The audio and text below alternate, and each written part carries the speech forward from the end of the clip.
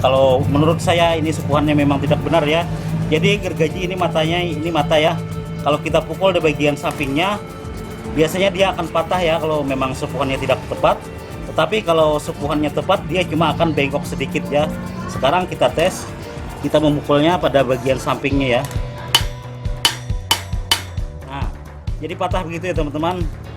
Jadi patah begitu. Dan sekarang kita sepuh ya. Ini kita sepuh dengan sepuh yang benar menurut saya ya, dengan sesuai yang saya diajarkan oleh guru saya. Nah, sekarang mata ini akan kita sepuh, nanti kita akan tes ya teman-teman. Kita akan sepuh sesuai dengan teori ya, teori yang kita pernah pelajari, dan memang itu cara yang saya selalu pakai ya. Coba kita lihat sepuh ini dengan ini adalah 19G ya, gajinya yang tipis dengan 4 hitungan ya, dan juga kita melihat warnanya 1 2 3 4 1 2 3 4 1 2 3 4.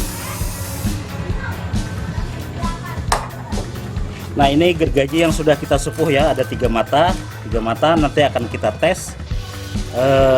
Kita pukul seperti tadi, apakah matanya patah juga ya, apakah matanya patah juga. Berarti kalau memang matanya patah juga, sepuhan yang menurut teori saya itu adalah salah ya teman-teman. Kita akan tes.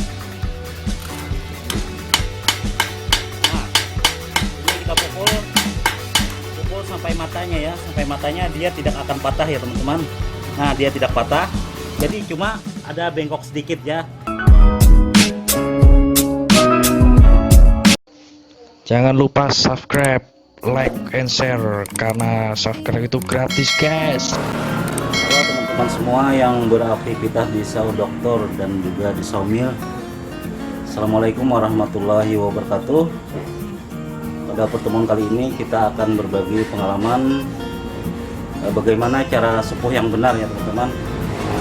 Karena sepuh gergaji, baik pun itu sepuh mata ataupun juga sepuh sambungan ya, atau juga sepuh pecah, itu adalah ilmu yang sangat berharga ya, ilmu yang sangat berharga bagi para sawah dokter, karena cuma sebagian orang yang tahu ya bagaimana teorinya, cara sepuh yang benar. Jadi kalau bagi para kita ya yang pernah bekerja di sawmill, melayani sawmill ya, untuk sawah dokternya pasti tahu ya teman-teman. Jadi kalau gergaji yang baru kita bikin ya, itu akan ketahuan ya setelah dipakai, baik itu matanya ada yang patah, tidak kuat terkena kayu keras, dan juga sambungannya cepat putus ya. Karena sambungan baru bisa akan dibilang kuat ya teman-teman setelah gergaji itu dipakai selama 2 jam ya. Gergaji dipakai 2 jam, jadi tidak ada pecah dan tidak putus ya, otomatis itu sudah bisa dianggap sambungan yang kuat.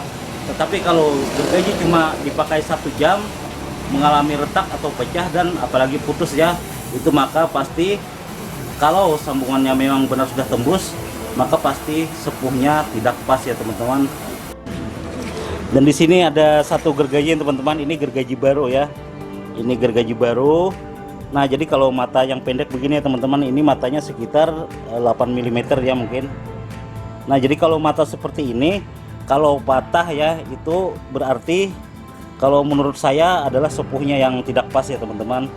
Dan di sini ada patah, ada 2, 4, 6, 8, 9 ya, 9 mata yang patah. Jadi ini kalau dipakai diteruskan ya teman-teman, dipakai diteruskan, maka ini patahnya akan banyak ya. Itu di bagian sana juga ada yang patah di sini. Nah, jadi kalau diteruskan ini pasti patahnya akan banyak ya teman-teman, akan ya otomatis akan habis dia ya, akan patah. Dan ini katanya cuma menggesek kayu jati ya. Jadi kayu jati itu kalau menurut saya bukanlah kayu yang sangat keras ya. Kalau di sini kayu yang sangat keras adalah kayu batu. Dan ilmu sepuh mata ini ya teman-teman, saya dapat dari Master Imi yang berada di Kampung Keramat, Kalimantan Tengah. Dan beliau juga mendapatkan ilmunya dari orang Korea, guru beliau waktu di perusahaan ya. Dan pada waktu itu adalah tahun 2001 yang saya masih belajar sawah dokter. Jadi cara sepuh menurut beliau itu adalah menurut beliau dengan hitungan ya teman-teman, dengan hitungan. Ada yang hitungannya 4 hitungan ya kalau menurut beliau, tetapi yang beliau ajarkan yang intinya adalah perubahan mata ini teman-teman. Warna mata. Jadi kalau kata beliau, kalau menurut hitungan itu bisa saja salah ya, karena kalau apinya tidak pas, jadi hitungannya tidak tepat. Misalkan apinya deras ya, apinya deras, menurut hitungan itu bisa lebih atau bisa juga kurang ya teman-teman. Jadi yang beliau ajarkan adalah dengan warna ya. Jadi warna, kita lihat warna dan kita lihat hitungannya juga. Jadi kalau warna begini teman-teman, ini sengaja kita sudah sepuh tadi ya. Ini gergaji baru. Ini kalau ini bikinan kita ya, kalau ini bukan bikinan kita ya, ini beli di luar. Dan ini juga gergaji putus ya. Nah ini gergaji putus, ini baru juga ya teman-teman. Nah gergajinya baru dipakai sudah putus ya. Nah baru dipakai sudah putus. Jadi ini menurut saya juga kesalahan, bukan kesalahannya, tidak tepat pada sepuhannya ya. Sedangkan sambungannya sangat rapi dan sangat bagus ya. Nah sangat rapi dan sangat bagus, tetapi gergajinya putus. Jadi begitu teorinya tadi. Kalau menurut beliau ya, ini warna ini ya, warna. Karena beberapa pendapat ya, ada yang pendapat lain yaitu dengan bau keringat ya baru sepuhannya tepat. Dan ada juga yang pendapat lainnya dengan hitungan. Dan bagi para master atau sudah senior, mereka hanya dengan perasaan ya, mereka hanya dengan perasaan. Tetapi yang mau saya bagikan ilmunya adalah yaitu tentang warna ya teman-teman. Nah jadi ini di sini ada kelihatan ya. Nah sini ada kelihatan. Jadi kalau pada penyepuhan kita ya teman-teman, kita lihat warnanya dulu. Jadi ini gergaji ini adalah yang tebal 18G ya, yang 18G. Dan tentu saja berbeda ya teman-teman, untuk yang gergaji yang 19G adalah lebih tipis sedikit, dan kalau yang 18G adalah lebih tebal sedikit ya. Jadi kalau saya pribadi, kalau dengan hitungannya, dengan api yang pas, yang 18G ini adalah dengan 5 hitungan ya. Jadi menghitungnya sekitar 2,5 detik ya begitu. Jadi menghitungnya begini ya teman-teman, 1, 2, 3, 4, 5 gitu ya.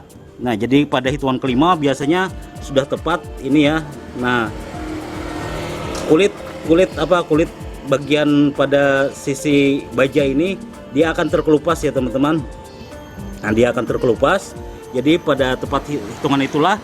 Dan kalau untuk yang 19G ya, kalau yang untuk 19G biasanya kalau dengan hitungan dengan api yang tepat juga itu adalah pada hitungan keempat ya. Hitungan keempat kita langsung mengangkatnya. Jadi hitungnya sama saja, 1, 2, 3, 4. Jadi sekitar 2 detik ya teman-teman. Nah jadi sekitar 2 detik. Jadi kalau memang kesalahan pada sepuh ya, kesalahan pada sepuh ya berakibat seperti ini ya, seperti ini. Nah, gergajinya akan patah-patah. Nah jadi patah seperti ini ya teman-teman. Dan kalau yang patah seperti ini ya otomatis ya teman-teman, otomatis adalah sepuhnya yang kurang pas menurut saya. Jadi kalau memang sepuhnya itu terlalu cepat ya, terlalu cepat, tidak sampai pada pengelupasan kulit ya, pengelupasan kulit pada samping sisi baja, maka itu adalah belum benar ya, belum benar sepuhnya. Kalau menurut saya ini sepuhannya memang tidak benar ya. Jadi gergaji ini matanya, ini mata ya, kalau kita pukul di bagian sampingnya biasanya dia akan patah ya kalau memang sepuhannya tidak tepat. Tetapi kalau sepuhannya tepat dia cuma akan bengkok sedikit ya. Sekarang kita tes, kita memukulnya pada bagian sampingnya ya. Nah jadi patah begitu ya teman-teman, jadi patah begitu. Dan sekarang kita sepuh ya, ini kita sepuh dengan sepuh yang benar menurut saya ya, dengan sesuai yang saya diajarkan oleh guru saya.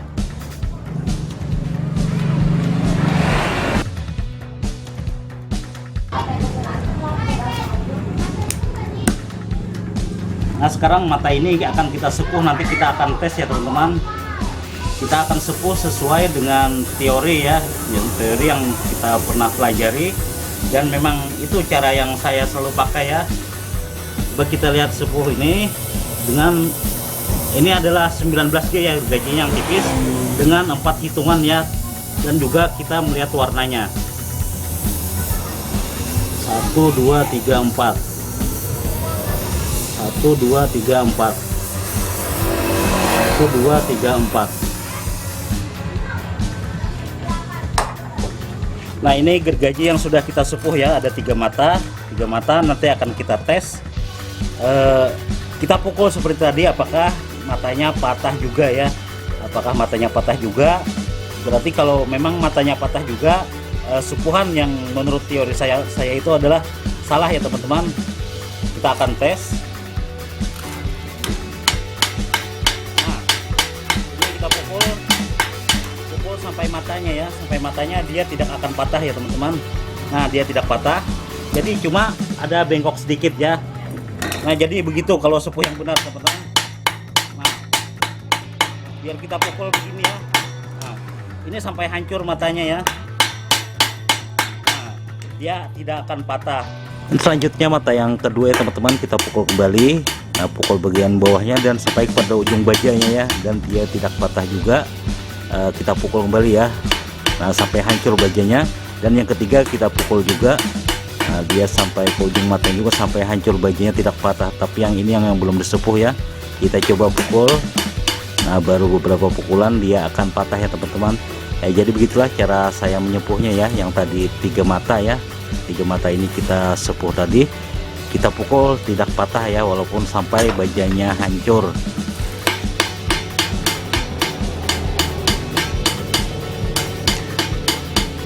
Nah, jadi begitu ya teman-teman cara saya menyepuhnya. Tadi dengan 4 hitungan ya, tetapi bisa juga dengan 3 hitungan ya teman-teman, tergantung mata apinya ya. Kalau mata apinya kencang dia bisa dengan 3 hitungan, tetapi kalau mata apinya lemah dia bisa dengan 4 hitungan. Tetapi yang paling penting adalah kita lihat warnanya ya teman-teman. Biasa dalam 3 hitungan akan ada keluar pelangi ya, atau 4 hitungan akan ada keluar pelangi, tergantung gergajinya juga ya teman-teman, karena ini yang 19G. Dan kalau yang 18G lebih tebal, maka sepuhnya lebih lambat sedikit ya. Nah, yang penting tadi adalah keluar pelangi dalam 3 hitungan atau 4 hitungan, dia keluar pelangi dan warnanya berubah biru kusam begitu. Nah, jadi begitulah teman-teman cara saya menyepuhnya.